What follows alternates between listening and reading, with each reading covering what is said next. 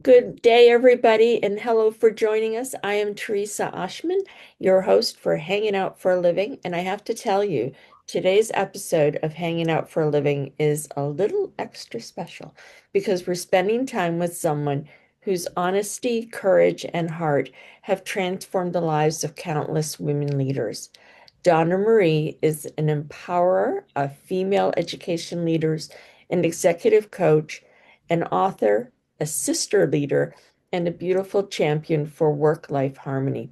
Her story begins with a powerful wake-up call, the moment her husband gently but truthfully said, "We didn't sign up for this." That one sentence shifted everything, and it became the catalyst for the life-changing work she does today. She now helps women go from burned out and overwhelmed to reconnected, re energized, and deeply aligned at work and at home. In all, I should actually say, all in a way that honors their leadership journey as women. I can't wait for you to meet her. So, Donna Marie, welcome to Hanging Out for a Living. Thank you, Teresa, for inviting me. I'm very excited. I love chatting about what women do and, just offering up some advice today. Wonderful. I love it. Let's dive right in. So, Yeah. your story begins with such a raw and relatable moment. Your husband telling you, "We didn't sign up for this." How did that conversation change you?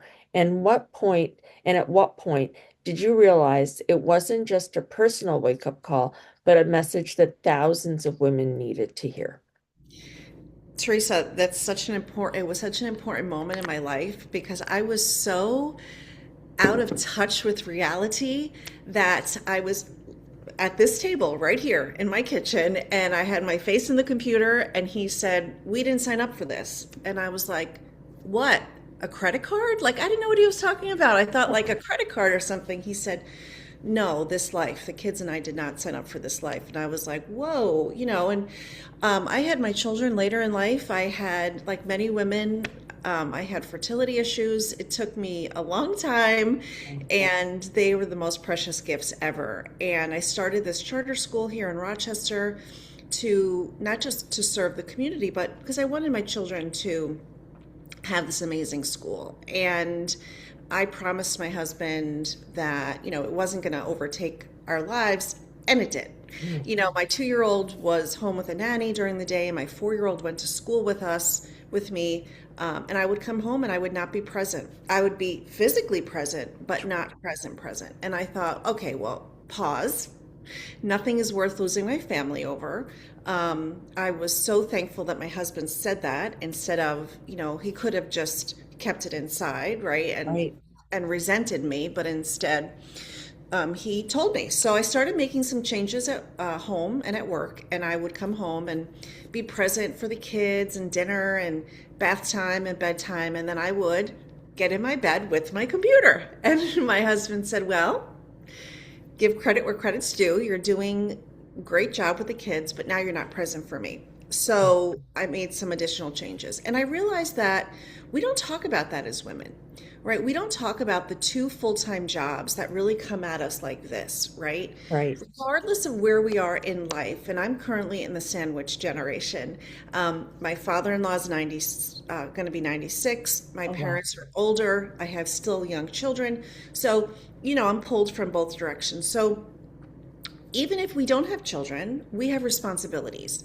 You know, Absolutely. we're daughters, we're sisters, we're best friends, all of the things, right? So, regardless of what happens in our 9 to 5, when we come home, I say that we have a second full time job. And even if we have amazing partner, I shouldn't say even if, when we have amazing partners, there are still things that our families only want from us as women. So I started thinking, okay, I fixed this for myself. How can I help other women fix this? And I started thinking about what did I do at work? And I started making sure that the priorities, the things that I was working on, were my priorities and the organization's priorities. I started establishing better boundaries. I was just doing everybody's work. Like if somebody wasn't doing their work, I would just swoop in and do it. so that my pile was getting bigger and Oh, bigger. sure. Yeah. And I wore it as a badge of honor. Like, oh, I'm so good. I can help everybody.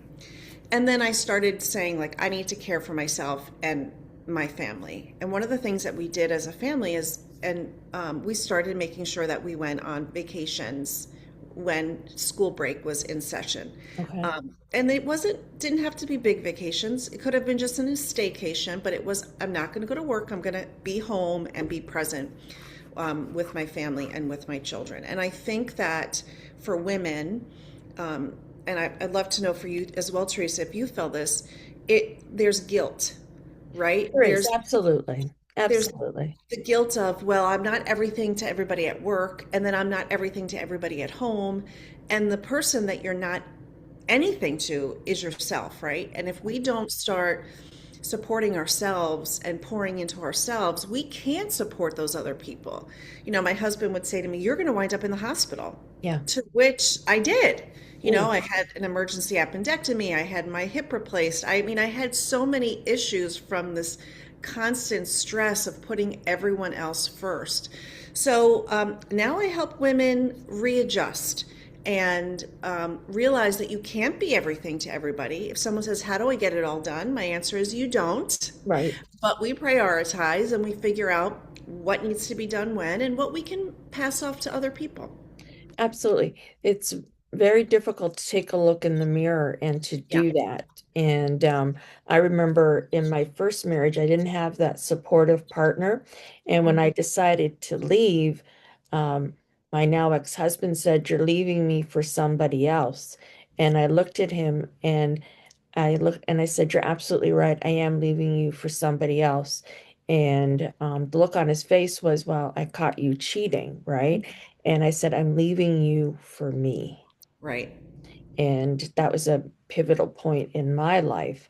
And but as you said, there's the guilt that goes with it, just so much, and then that results in a lot of stress, and you get sick and all those things. Absolutely. And for everyone who's tuning in, Donna Marie mentioned Rochester. We're talking Rochester, New York, just for context. Yes, thank you. You're welcome.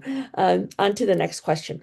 You talk openly about how female leaders experience a very different kind of pressure, the tug from all sides, really, the expectations, the emotional labor. What do you wish more organizations understood about supporting women in leadership? Great question.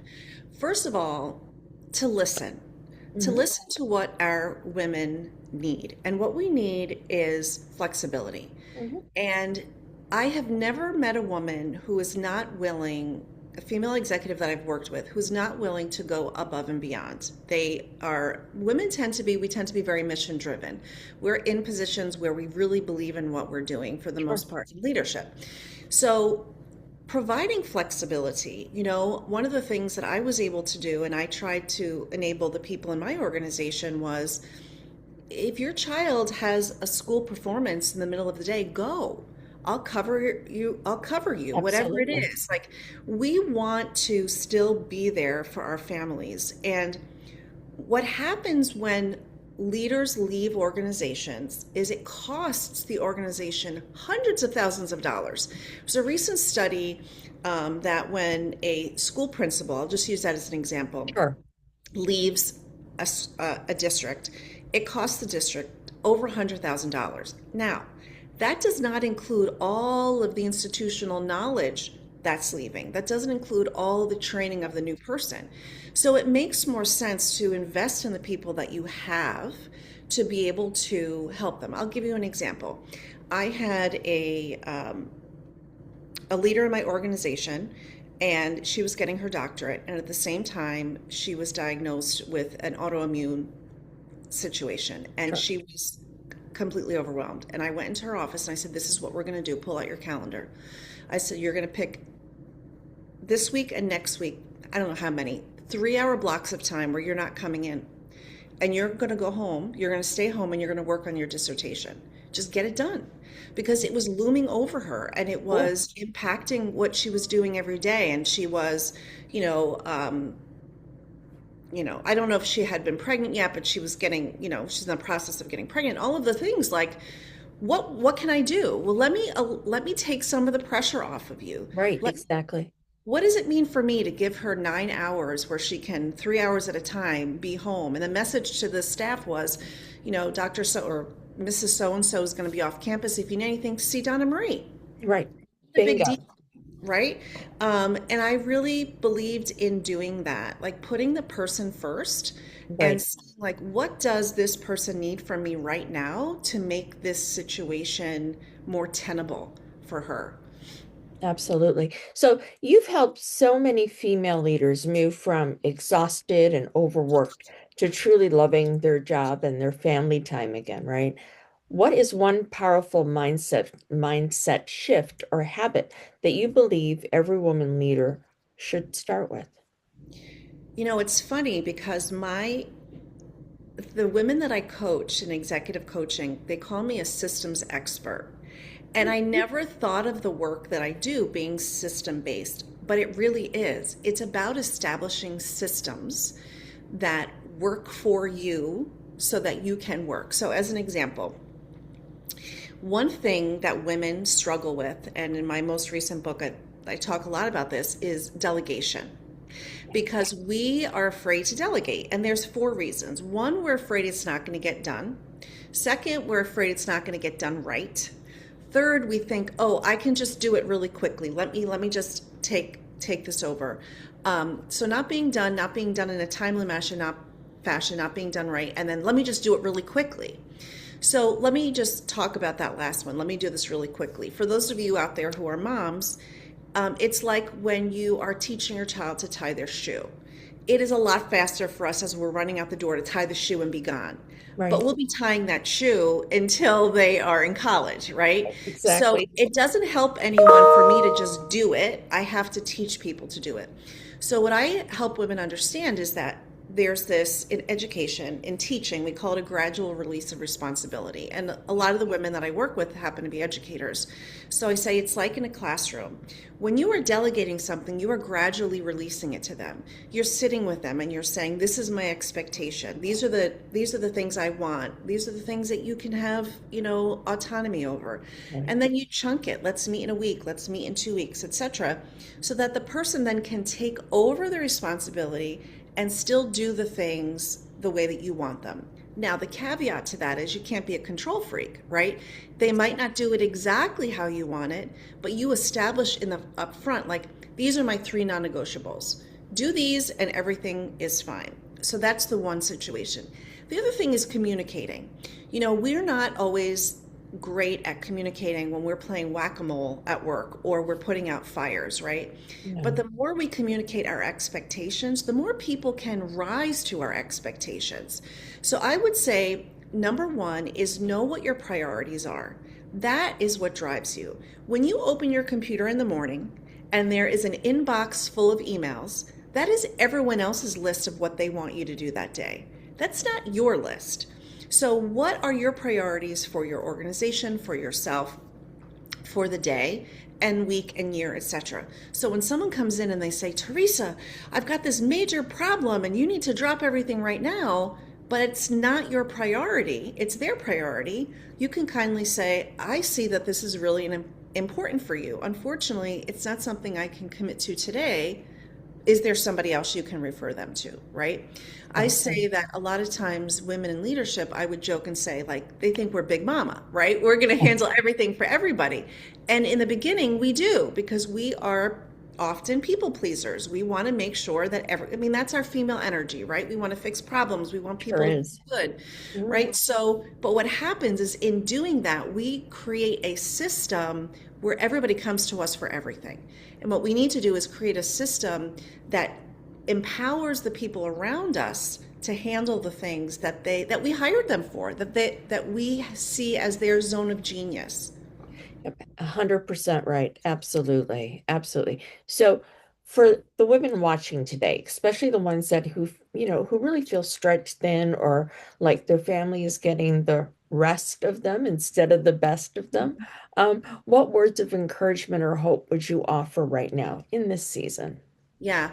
So every season is different, right? I mean, when Right. our children are young, our children are bigger, all of the things where our families are. And the first thing I want to say is that as women in leadership or wherever we are, whatever we're doing, we often give grace and forgiveness to everybody else, but we don't give it to ourselves. So the first thing is you need to give yourself grace and realize that you are dealing with a lot of things at the same time. And also, we're not perfect. So forgive ourselves for things that we're missing or things that we haven't done.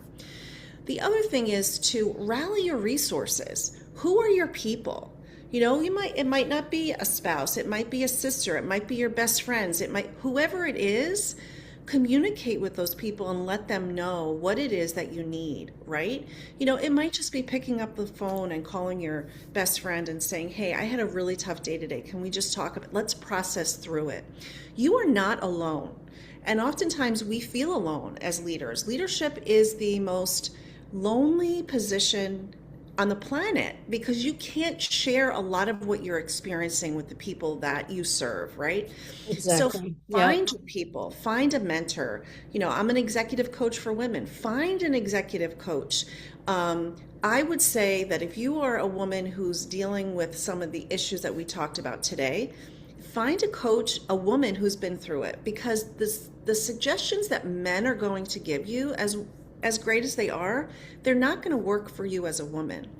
I really have learned a lot from men, but what I've learned about myself in this season of my life has come from other people who lived it, other female superintendents and things like that. So find your tribe. I call it the sister leader movement. Find your sister leaders out there who can support you, and know that everything is just a blip in time, and this too shall pass. A year from now it's going to be a different 6 months from now it's going to be different. But what can you put in place now? What systems can you put in place now to support you in the season you're in? Absolutely. And then also to have the flexibility and you say the grace to be able to pivot at any given time and not be like, this is what I have to keep doing. So Correct, 100%. So, Donna Marie, thank you for your honesty and your heart and this incredible work that you do to help women lead without losing themselves. So, your story reminds us that success means nothing if we don't have the energy, presence, and joy to share it with the people we love most.